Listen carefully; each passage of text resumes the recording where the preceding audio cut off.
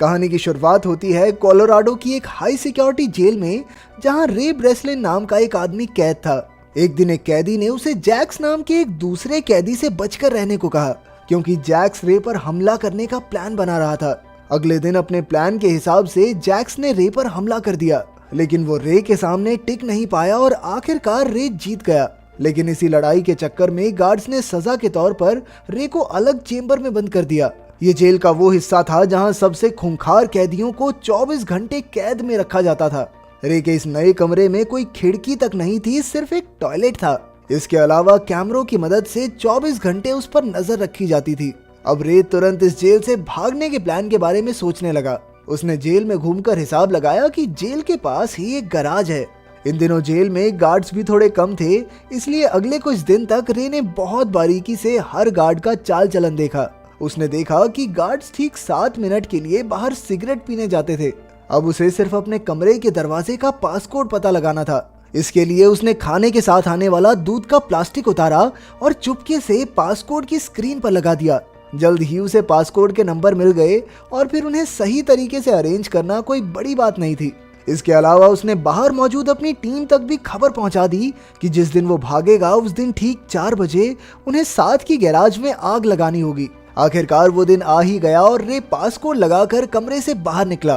फिर वो पाइप्स वाले रास्ते से होता हुआ गैराज तक आ पहुंचा और उसी समय उसकी टीम ने बाहर विस्फोट करके सबका ध्यान भटका दिया। जल्द ही फायर ब्रिगेड वहां आई और रे चुपके से उनकी गाड़ी के नीचे लटक कर भाग निकला। आखिरकार उसके साथ ही एबिगेल और हश उसे लेने आए, लेकिन फिर उन्होंने रे को एक खाली सड़क पर छोड़ दिया। जल्द ही पुलिस ने उसे पकड़ लिया, पर तभी लेस्टर नाम का एक आदमी वहां आया और उसने पुलिस से रे को छोड़ने को कहा। इसके बाद लेस्टर और रे उसी जेल के हेड से बात करने पहुंचे और तब ये खुलासा होता है कि रे खुद एक सिक्योरिटी कंपनी का मालिक था। ये कंपनी दुनिया भर की जेलों की सिक्योरिटी की जांच करती थी। रे कोई अपराधी नहीं था, बल्कि वो तो खुद एक कैदी बनकर सिक्योरिटी की जांच करने जाता था ताकि जेल के हेड उसमें और सुधार कर सकें। वो इतनी जेलों से भाग चुका था कि अब लोग कहने लगे थे कि भाई ये बंदा तो किसी भी जेल से भाग सकता है।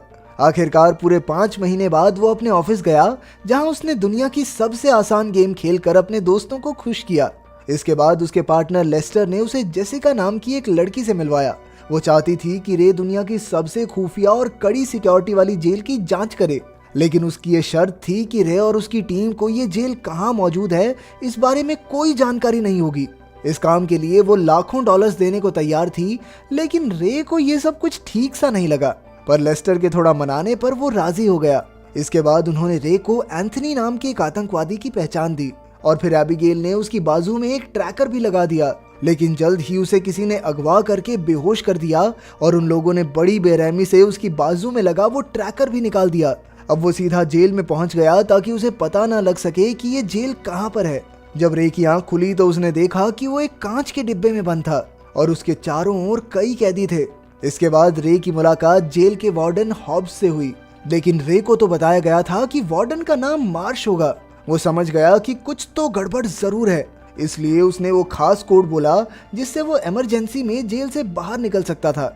लेकिन हॉब्स ने उस पर कोई ध्यान न देते हुए उसे जेल में भेज दिया। उधर एबिगेल और हश बाहर रे का पता लगाने की पूरी कोशिश कर रहे थे। वहीं जेल में रे ने देखा कि हर एक गार्ड ने एक जैसे कपड़े और मास्क पहने थे और उनका जब मन करता वो किसी को भी पीटने लग जाते। बाद में एमिल नाम का एक कैदी उसके पास आया और उसे बताया कि उसने कोई जुर्म नहीं किया, लेकिन फिर भी वो इस जेल में है क्योंकि कुछ लोग उससे उसके बॉस का पता निकलवाना चाहते हैं। तब रे को समझ आया कि यहाँ कोई असली अपराधी है ही नहीं, बल्कि यहाँ अमीर लोग अपने दुश्मनों को टॉर्चर करने के लिए भेजते हैं। अब उसे खूंखार कैदियों वाले इलाके में जाना था, इसलिए वो प्लान बनाकर एमिल से हाथापाई करने लगा। आखिरकार उन्हें खास कमरों में बंद कर दिया गया, जो अपने आप में किसी टॉर्चर से कम नहीं था। इस कमरे का तापमान इतना ज्यादा था जिसे कोई भी इंसान सहन नहीं कर सकता। वहाँ की तेज रोशनी से जल्द ही उन्हें चक्कर आने लगे और वार्डन कैमरे से ये सब देखकर मजे लेता रहा। फिर अगले दिन डॉक्टर कायरी रे को देखने आया। उसे रे पर थोड़ी दया आई, लेकिन जब रे ने उससे इस जेल का पता पूछा तो उसने कोई जवाब नहीं दिया। आखिरकार एमिल और रे को छोड़ दिया गया और रे ने बताया कि कमरे का फर्श एल्यूमिनियम की जगह स्टील से बना था।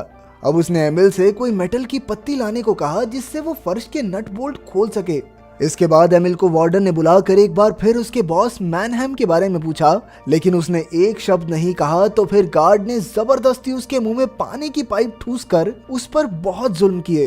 पर इस दौरान एमिल मेटल का एक टुकड़ा चुराने में कामयाब रहा। बाद में उसने रे से उसके प्लान के बारे में पूछा तो रे ने कहा कि उसके हिसाब से ये जगह जमीन के नीचे बनी है। अगर वो बोल्ट खोलकर यहाँ से बाहर निकल भी गए तो उन्हें ऊपर की ओर रास्ता बनाकर जमीन तक पहुंचना होगा।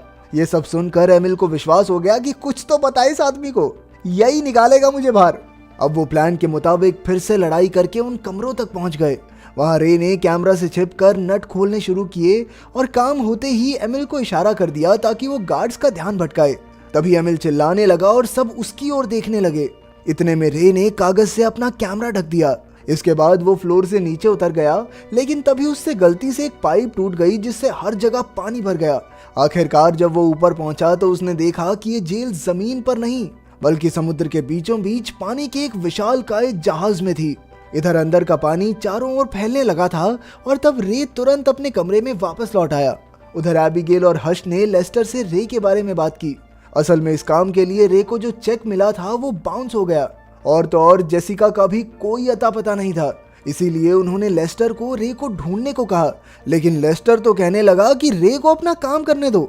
उनके जाने के बाद लेस्टर ने जेल के वार्डन को फोन किया और रे को पूरी उम्र वहीं रखने को कहा। तब ये खुलासा होता है कि लेस्टर अकेला ही इस कंपनी का मालिक बनना चाहता था, इसीलिए उसने ये नकली डील करके रे को हमेशा के लिए जेल भेज दिया। लेकिन एबिगेल और हर्ष ने हार नहीं मानी। हर्ष को टूम नाम की एक गैर कानूनी जेल के बारे में पता चला जिसमें लोग अपने दुश्मनों को रखते थे, लेकिन ये है कहां पर ये किसी को नहीं पता था। उधर जेल में रे और एमिल को पता लगाना था कि वो दुनिया के किस हिस्से में मौजूद हैं। इसके लिए रे ने डॉक्टर कायरी से मदद मांगी, लेकिन डॉक्टर ने उसकी कोई मदद नहीं की। खैर फिर रे ने गत्ता चुराया और जुगाड़ करके उससे सेक्सटेंट नाम का एक डिवाइस बनाया जिससे शिप की लोकेशन के पॉइंट्स पता किए जा सकते थे। पर इसके लिए उसे शिप के ऊपरी हिस्से में जाना होगा, इसलिए उसने जावेद नाम के कैदी से मदद मांगी। बाद में जावेद ने वार्डन के पास जाकर उसका जासूस बनने का नाटक किया और बदले में उससे खुली हवा में नमाज पढ़ने की इजाजत मांगी। अनजान वार्डन ने इस बात की मंजूरी दे दी और फिर अफरीदी ने उस डिवाइस के जरिए शिप के पॉइंट्स पता किए। आखिरकार रे ने हिसाब लगाया कि वो मोरक्को के पास अटलांटिक ओशियन में थे। तब एमिल ने उसे बताया कि उसका एक दोस्त मोरक्को में ही रहता है। अगर वो किसी तरह उस तक खबर पहुंचा दें तो वो अपनी टीम के साथ उन्हें बचाने जरूर आएगा। अब रे फिर से डॉक्टर कायरी से मिला और उसे मदद करने के लिए मना ही लिया। फिर रात को डॉक्टर ने एमिल के दोस्त को ईमेल लिखकर उनकी जेल का पता दिया। आखिरकार भागने का दिन आ गया और जावेद ने वार्डन को झूठी खबर देकर कहा कि ब्लॉक ए में लड़ाई होने वाली है। ये सुनकर वार्डन ने तुरंत सारे गार्ड्स को ब्लॉक ए में भेज दिया और खास कमरों पर सिर्फ 2 गार्ड्स रह गए। रे ने मौका देखकर वहां लड़ाई शुरू कर दी और जल्द ही सब एक दूसरे को पीटने लगे। तभी रे, एमिल और जावेद शिप के ऊपरी हिस्से की ओर भागे, पर वार्डन ने तुरंत पूरी शिप में लॉकडाउन लगा दिया। हुआ ये कि उन तीनों के ऊपर पहुंचने से पहले ही सभी दरवाजे लॉक हो गए और मजबूरन उन्हें वापस लौटना पड़ा। उसी वक्त एमिल का दोस्त अपने आदमियों के साथ हेलीकॉप्टर में वहां तक पहुंचा, लेकिन शिप में गार्ड्स और कैदियों के बीच धुआंधार गोलीबारी चल रही थी। इसी दौरान जावेद के पेट में गोली लग गई। अब रे ने अपना दिमाग लगाया और कंट्रोल रूम में जाकर बिजली काटने का फैसला किया। इस तरह वो ऊपर का दरवाजा फिर से खोल सकते थे। उसने एमिल को जावेद का ध्यान रखने को कहा और खुद आगे चला गया।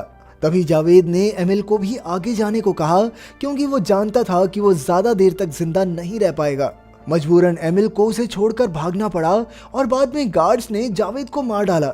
उसी वक्त रे शिप की बिजली काटने में कामयाब रहा और उधर एमिल भी भागकर छत तक आ गया।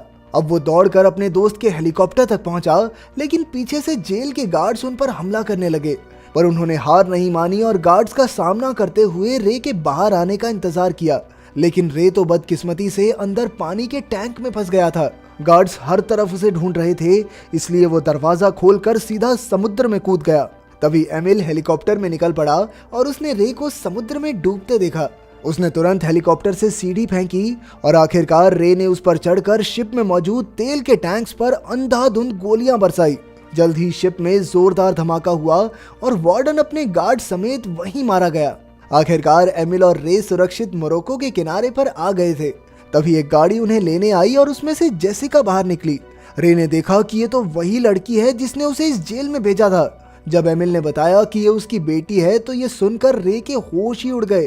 तब जाकर ये खुलासा होता है कि असल में एमिल ही मैनहेम है और सबको लगता रहा कि मैनहेम उसका बॉस है।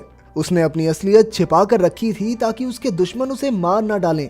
इसके बाद हमें पता चलता है कि जेसिका अपने पिता को जेल से छुड़वाना चाहती थी, इसीलिए उसने धोखे से रे को इस जेल में भिजवाया। अंत में उसने रे को लेस्टर की सच्चाई बताई कि कैसे वो गद्दारी करके जेल वार्डन के साथ मिल गया था। आखिरकार रे एबिगेल और हश से मिला और उसे पता चला कि लेस्टर को एक ऑफर मिला था जिसके मुताबिक अगर रे इस जेल से भागने में नाकामयाब होता तो लेस्टर इस जेल का सीईओ बन जाता। उधर जब लेस्टर को पता चला कि रे बाहर आ गया है तो वो भी अपना बोरिया बिस्तर बांधकर भागने लगा। इसके बाद हश ने गाड़ी में उस पर हमला कर दिया और बाद में जब लेस्टर की आंख खुली तो वो अब भी गाड़ी में ही था, लेकिन वो इस बात से अनजान था कि ये गाड़ी हजारों डिब्बों से भरे जहाज में थी और अब ये जहाज जा कहाँ रहा है ये कोई नहीं जानता। अगर आपको ये वीडियो पसंद आई है और आप इस तरह का और कंटेंट चाहते हैं तो कृपया हमारे YouTube चैनल को लाइक, शेयर और सब्सक्राइब करें।